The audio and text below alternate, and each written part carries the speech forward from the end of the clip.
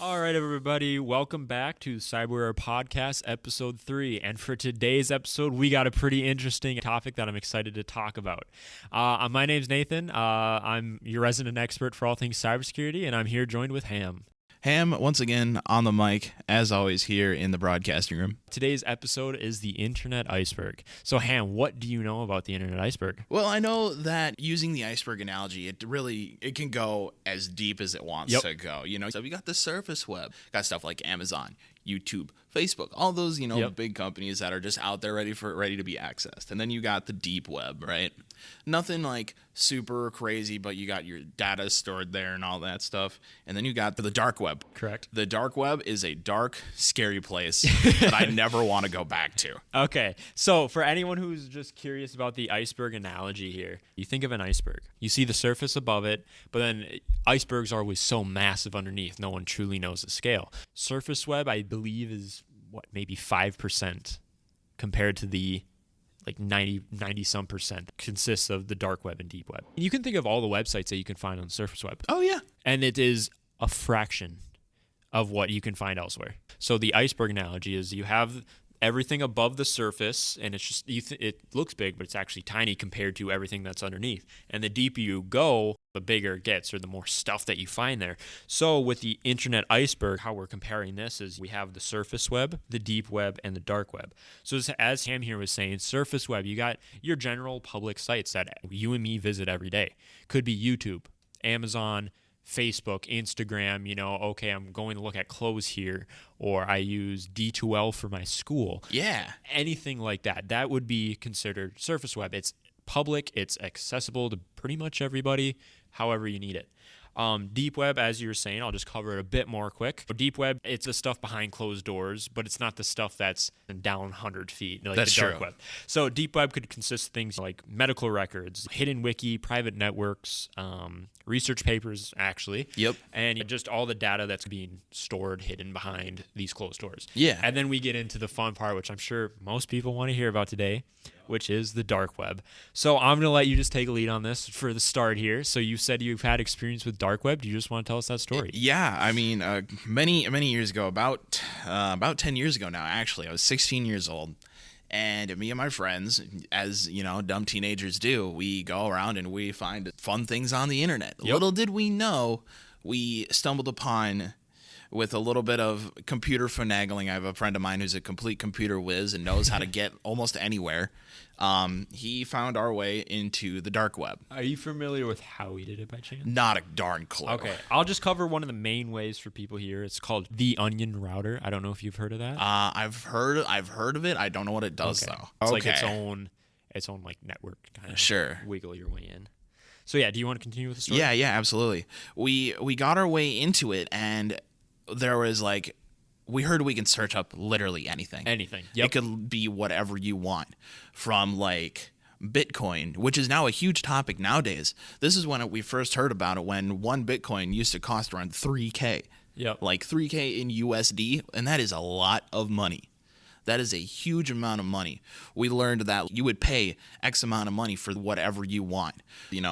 Bitcoin, Dogecoin, send that sucker straight to the moon. Yeah, I mean, nowadays, think about it, everybody's pretty much got their hands dipped in cryptocurrency of some sort, or has previously.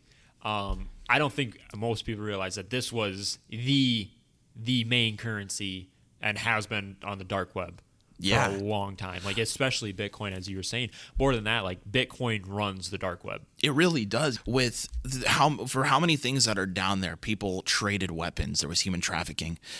So many dark, terrible things that you can imagine are on the dark web. Yep. And it's definitely not a place an average person should go to. And it's not by any means. As you were saying, guys, with the dark web, you can't just get into the dark web by searching for it online. It's its own thing.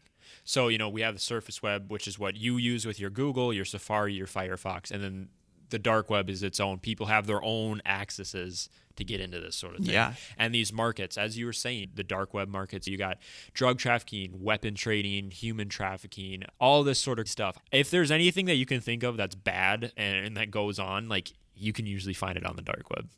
I mean, it covers everything. And it's so massive. There's also people buy organs through the dark web. That's probably some of the tamer side of things that go Yeah. on, surprisingly, for anyone listening. These people go to great lengths to get what they want, and they'll pay. It doesn't matter what it is. They'll pay $40,000 for whatever they want. Yeah. And all of this was with cryptocurrency, like you were talking about. Cryptocurrency back in, 2013, 2011. Like, when it was just spare change compared to what it's at now. Yeah. Oh, my gosh. They'll literally do whatever they want. And that's the thing. I've heard stories from people about they went on there and someone just said, like, hey, how's it going? First name, how you doing? Yeah. Oh, my. And then you got certain people who are on the dark web, and they might not be good characters. You know what I mean? And they're very evil. Yeah, and it's not a good thing because these people might be completely protected. Again, it's the dark web. You usually have some pretty bad actors on there as well. And I mean, these people are pretty smart with how they got onto it. They're not new. They're not noobs when it comes to the dark web. It's a good way to explain it. They're probably seasoned veterans with how things go, all the functions of it. And coming in, I don't recommend it for anyone. Oh, yeah, this sounds fun. Let me do it. Not a good idea. It's not fun, let me tell you. So do you want to continue with your story there? Yeah. So we searched Bitcoin mainly. We searched Bitcoin, and then after that we got link upon link of different ways to buy anything for Bitcoin, anything associated. Bitcoin. Yeah. Okay. And we saw Hitman, and I was like, uh-oh. And that is the scariest thing. Being 16, I was just a teenager. Now I'm a full-grown adult, and I never want to go back. It was a horrifying experience, to say the least. And being in there, someone can track you and they'll dox you. These are bad actors. They're seasoned veterans. Yeah, they'll find you. If they want to find you, they can find you. Can we go over really quick about what doxing is? Like finding people's place where they live. Yeah. They can snag any information about your network that you're on. They can usually backtrace it to you in particular. Yeah. And then your IP address can be traced to your house or your city, to your actual address and all that. And yeah, it's basically just backpedaling from they grab this piece of information from your online presence. Yep. And then they just follow that back. They just follow the trail to you. Oh, that's so scary. And weapons have been sold. Yep. It's not just these small little auctions going on. Like, people sell big things for millions of dollars. People sell vehicles there, military equipment, military grade, like full-on war equipment there. Yeah. On that auction house. And it's insane. Anything, basically all the legal stuff that you can't do in the public goes on here. And as you mentioned, drug trafficking, huge one. Have you ever heard of the Silk Road, Ham? Yes. Yep, okay. Yep. So for anyone who doesn't know, the Silk Road is a pretty good story. So basically it has to do with a guy named, I think it was Dread Pirate Robert. That sounds about right. But he basically became a drug lord over the dark web and kind of with this drug trading going on. And it's a huge story, that involved the FBI and them getting onto him.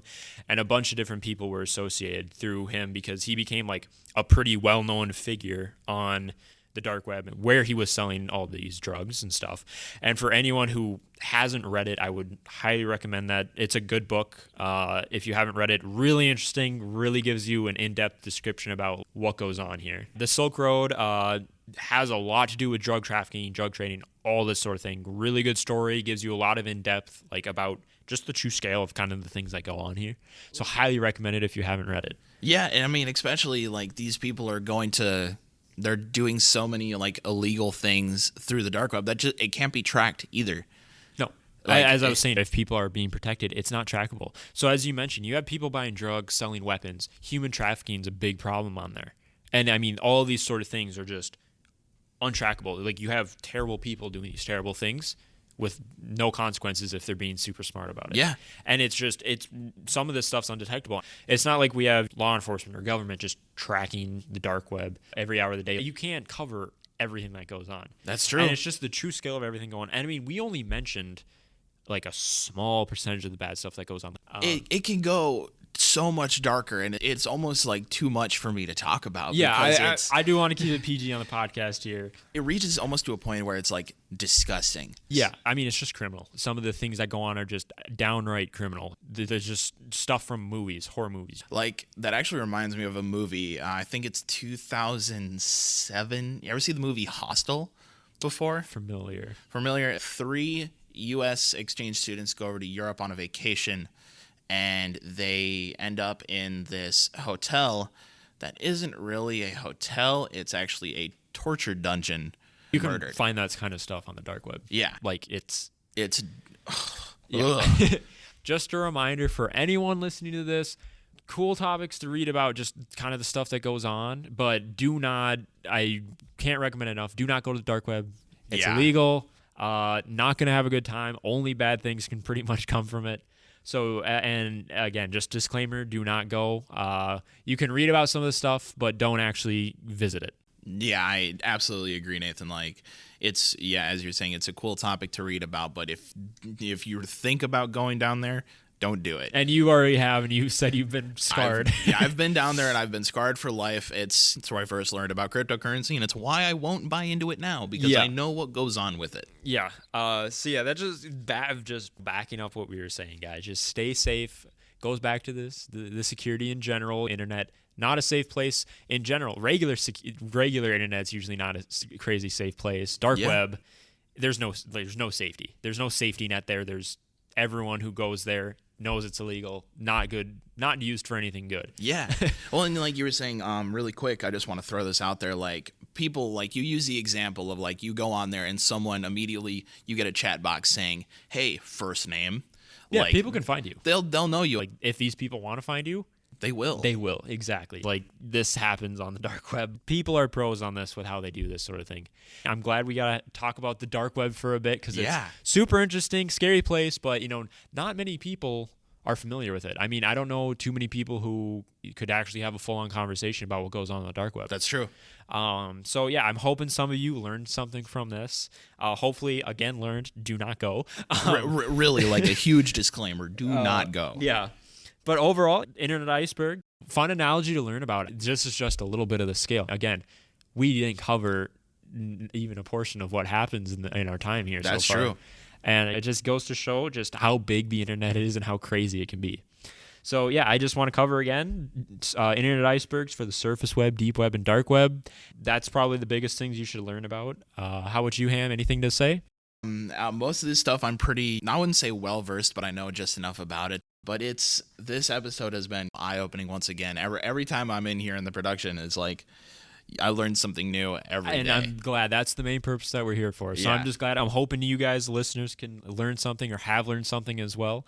Hopefully for the better. Yeah, right. But overall, it should. I'm excited that you're joining us here. Having a good conversation. So. Dude, this is great. This is great. The conversations we're having are phenomenal. Thank you for joining us again. I can't thank you enough. We've been having a great time in the episode so far. And for anyone else who wants to learn more information about our CyberAware message, just visit mnsu.edu/CyberAware. And thank you again, Ham. GG's, Nathan. Thank you. And then we'll pass this off to Mercy for the news.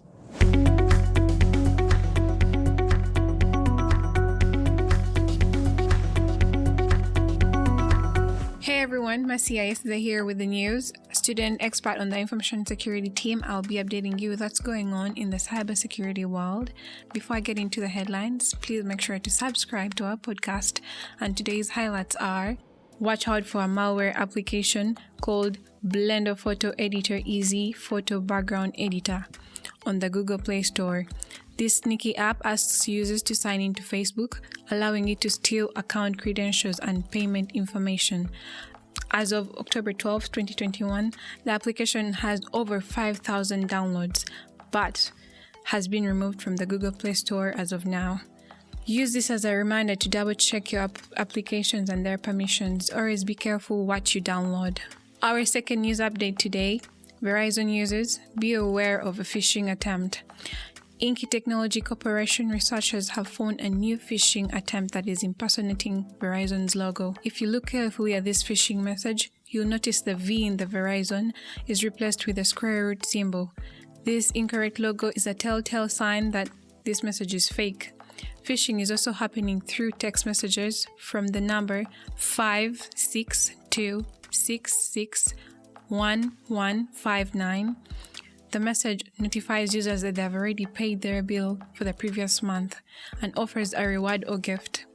When you click on the link to secure your reward, you'll be asked to fill a form including your name, phone number, address, and social security number. Be aware, this is fake and there is no reward to be given.